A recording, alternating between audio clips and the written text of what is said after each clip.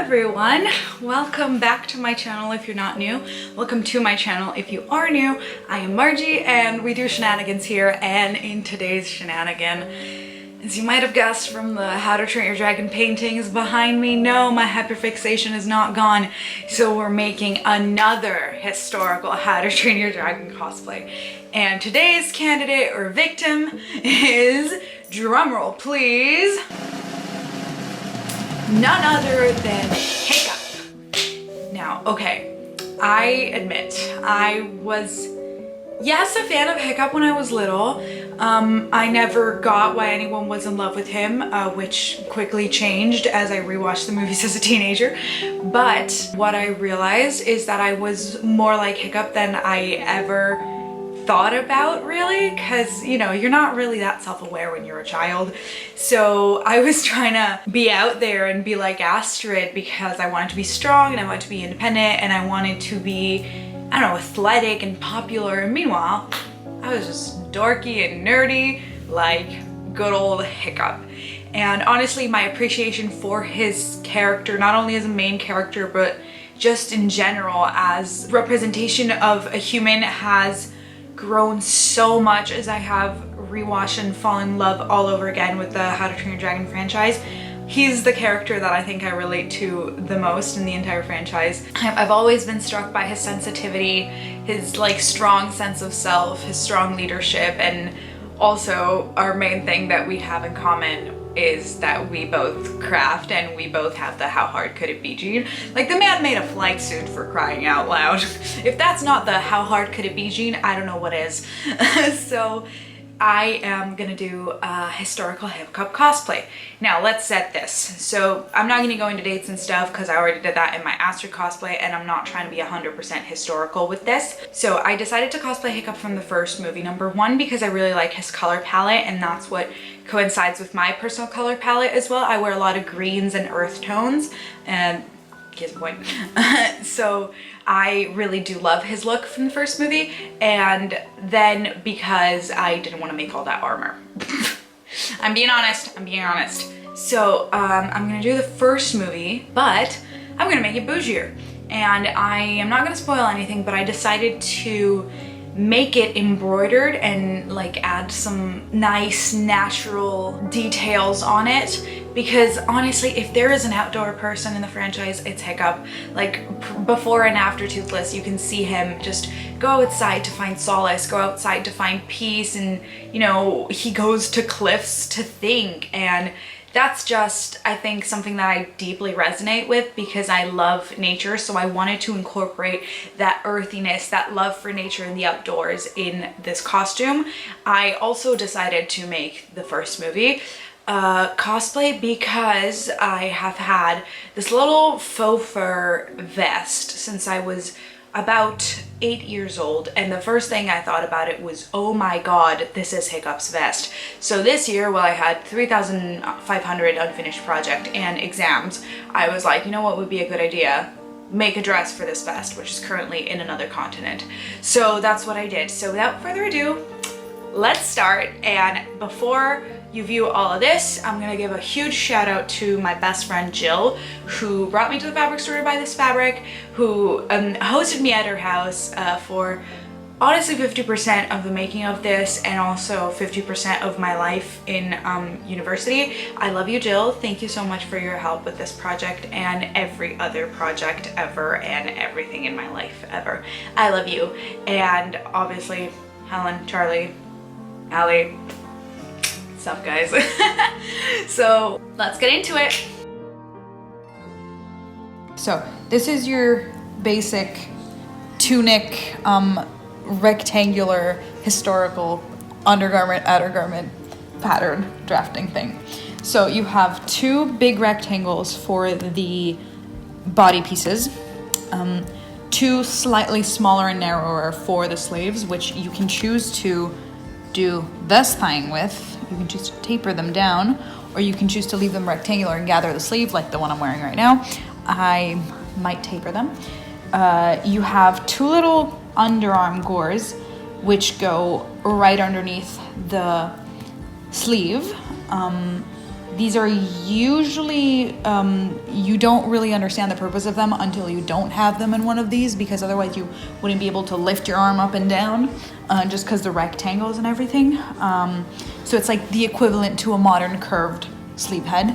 And then you have, in my pattern, I have 4 gores, which are these like right triangles, 2 of them joined together, sewed on one side and sewed on the other side, either right underneath the gores, I think, yeah.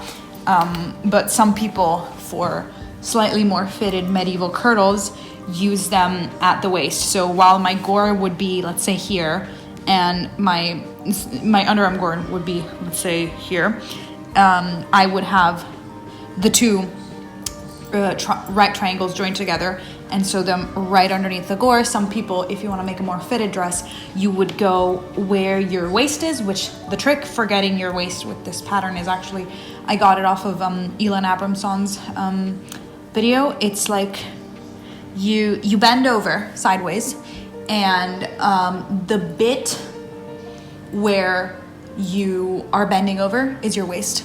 Like where you feel the body bend is your waist.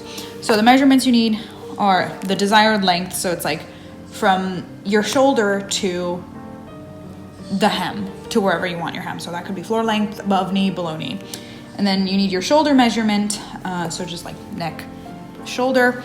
And you need shoulder to wrist for the sleeve length, waist to hem for the length of the gores, or actually if you're not doing waist gores, which I'm not, so I don't know why I wrote waist to hem, you would need to do this length minus half the sleeve head minus the gore, because the gore is just folded in a weird way, and that's your triangular gore length.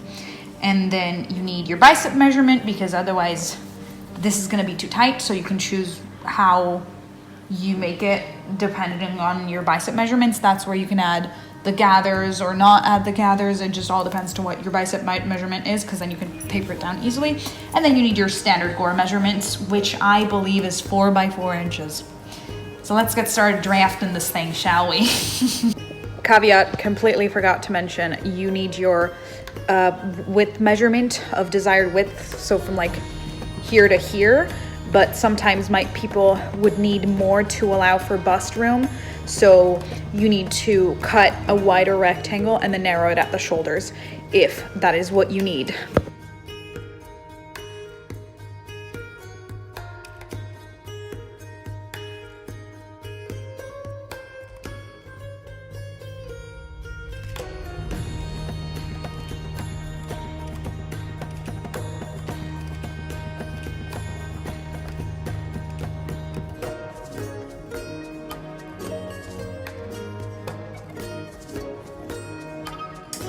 All right, we have a dress. I don't know if you can really see the lines over here, but yeah, that's just, so that's where the neckline's gonna be, and that's where the slit's gonna end.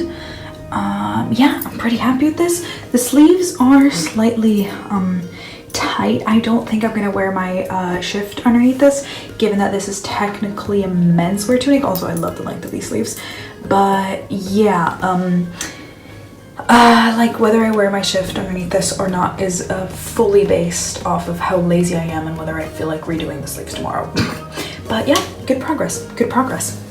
I love this color. Right, back on my camera. So this is what we're working with. The sleeves, I think they're a smidge too tight. I'm wearing my supportive shift underneath this. They're also a smidge too long, but I marked it here to cut it. I nicked into the neckline, which I really like, and I also did the back. Can you see it? Yes. Yeah, so that's what I'm working with for now, and I am pretty happy with it. I think I might loosen the sleeves just for the sake of comfort when I wear this with my shift.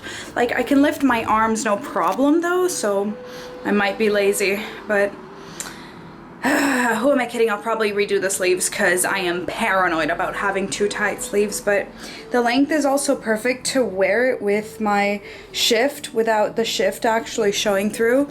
So yeah, very happy with this. I also just bought some embroidery thread. This green I'm so happy with, like it perfectly matches the shade of the dress. So freaking happy with it. I couldn't find a brown that was dark enough to match the shade of the wool, which is this wool.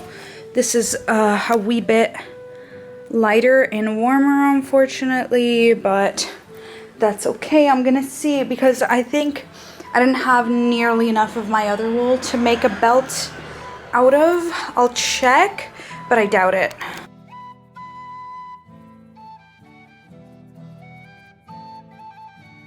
Right, updates. So I have hemmed the entire neckline and the sleeve cuffs, and I am proceeding on the skirt bottom. I think I should finish all the hemming of these seams today, well, because it's just a skirt bottom, and then I'm gonna start finishing the seams in the whip stitch that I did for my Astrd cosplay as well. I've actually picked out the embroidery stitches, which I'm so excited for, so I'm gonna talk about that after I have done the whip stitch finishing. Hello, long time no update. I'm home. Yeah, so I had to take a little tiny break from this project because I did move for the summer to my house again, and as you can see, my faithful paintings have followed me. I will find them at home. That is not my desk. In fact, it is the empty wall behind me. But I am back to explain to you everything that happened with the embroidery. Okay, practically not much, but like the decision process happened. So let me show you that. So I don't know where this is actually, I don't know where this is from. I actually Googled Oseberg chain stitch and this is what came up, but this is the Oseberg chain stitch, which was found in the Oseberg ship.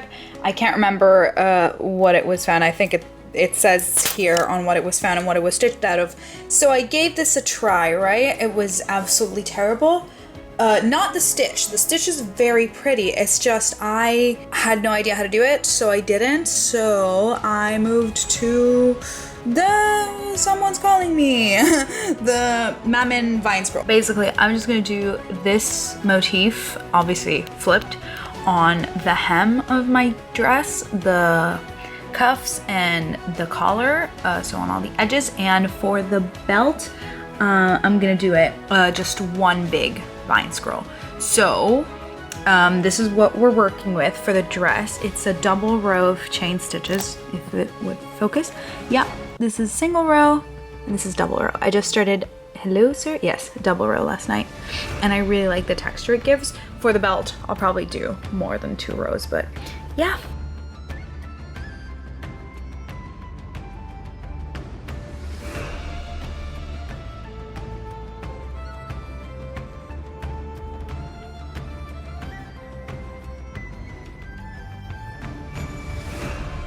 Right, I took a little break from filming, but that does not mean I didn't get things done. So, I think I'll still work on these little buds. I don't know, they don't exactly look like flowers from a distance, if it only focused, but yeah. I did the double row, sorry, of chain stitch everywhere. So, yeah, I'm really happy with this. But yeah, I definitely think I'm getting close to the original Mammon embroidery vine scroll design, or like as close as my own skills and like materials and dimensions of this would let me get. So yeah, I am currently on my last leg with this brown embroidery thread. This length is all I have left. So yeah, it's a Sunday, so stuff is shut. So I'm gonna get the stuff, aka the embroidery thread, tomorrow. I think I'm gonna need 2 more skeins and maybe 3, but I'm just gonna buy 2 tomorrow.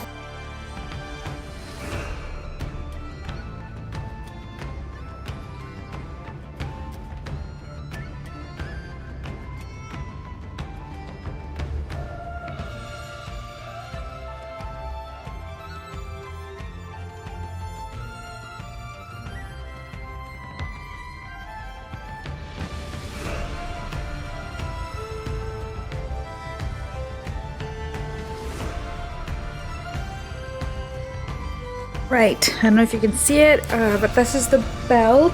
I've drawn the little lines for the embroidery, so I'm gonna start on that tonight. Sorry about not filming most of this. I've been with family a lot, but yeah, I'll check back in after I've done some work tonight. I don't know if I'm crazy about this peak, but we'll figure it out.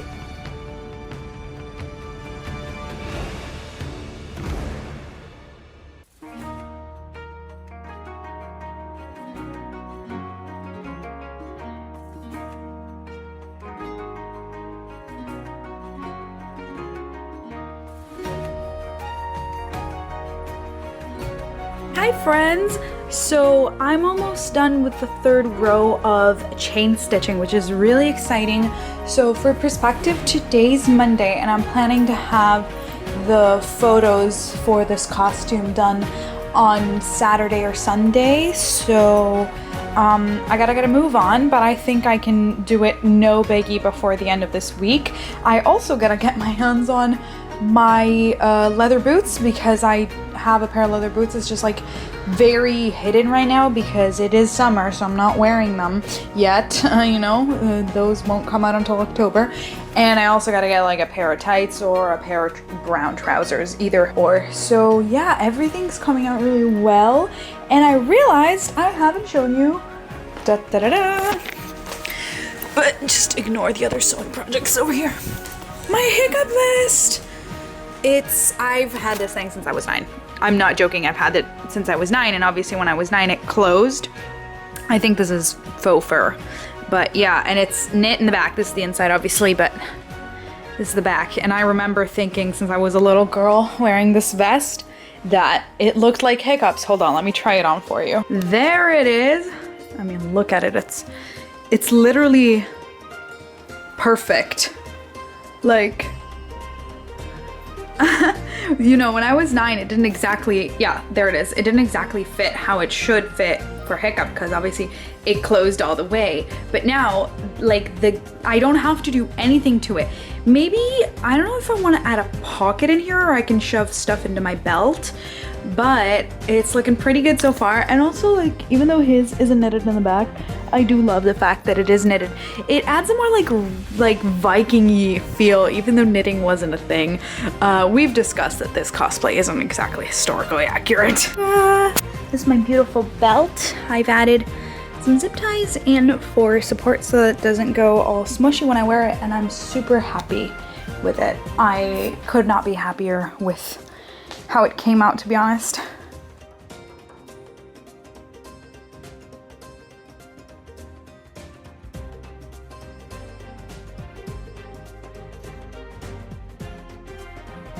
All right, here we have the base, and now I'm going to tea stain some paper for the pages.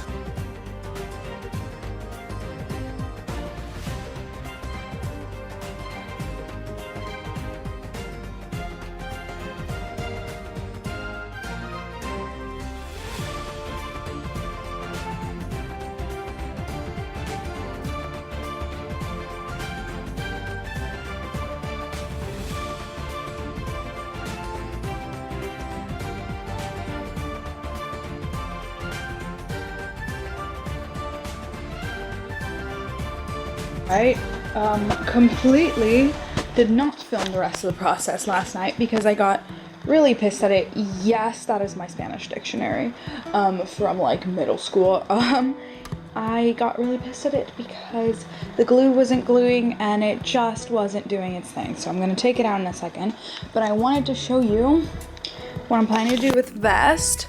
Just like a little pocket in here for the notebook and for the little charcoal pencils that I'm gonna have. Also a good place to hold my phone. But yeah, Hiccup has pockets for everything in the second movie. And even though this is a first movie cosplay, I did want to pay homage to the amount of pockets this man has on his person at all times. And also, I think he does have some sort of a pocket for his notebook that he has in the first movie because I think he pulls it out of his vest, I'm pretty sure. So yeah, fun details, fun stuff, fun stuff. We got a notebook. We got a notebook. It's a bit messy on the inside. I'm gonna cover this with fabric, but it is holding on and it's usable. The paper does have lines from the oven grid and you can't see the staples. So I'm pretty happy about all that. Yay!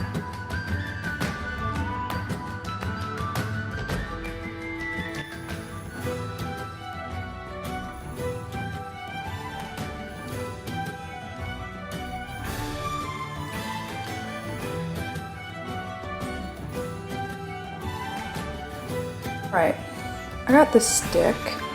I'm gonna try and make charcoal out of it. I don't know how. There's a professional method where you just put this, wrap it in tin foil in a tin over an open fire. I do not have an open fire or the means to procure said open fire, and I need this thing for this afternoon. So I might try the oven, and then I might try just burning the top. So I'm gonna find more sticks though so that I can have more of a range of types of wood. Use the bad lighting. I'm in a shed, burning stick, trying to get you to see it. Don't try this at home, or do if you're supervised.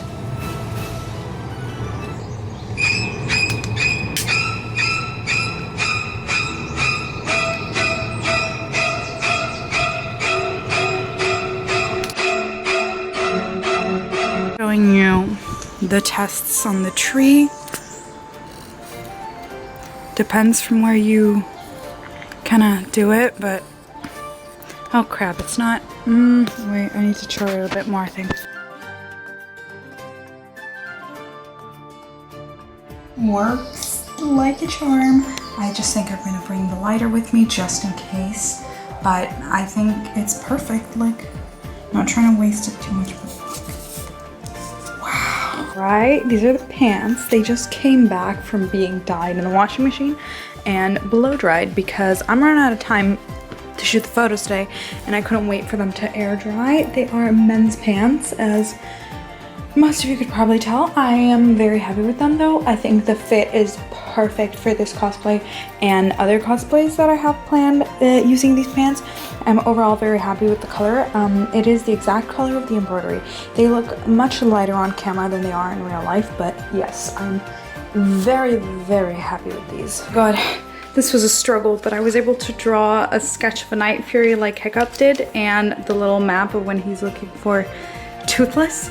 This charcoal thing does not work on this paper as well as it does on that paper. And that is not the same paper as this, but I don't know, I'm happy with this. All right, gonna go get ready. And last note before the outro and reveal, I'm gonna do tiny little braids in my hair just to honor the fact that Hiccup does have tiny little braids in his hair when he is in the second movie. So yeah, I'll see you later. And we're back. Here's the reveal. I hope you enjoy it.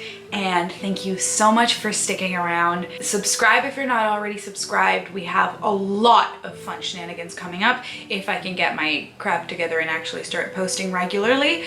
But yeah, otherwise you can follow me on my Instagram at Margi Shenanigans. Thank you so much for watching. I hope you all have a wonderful day. Bye!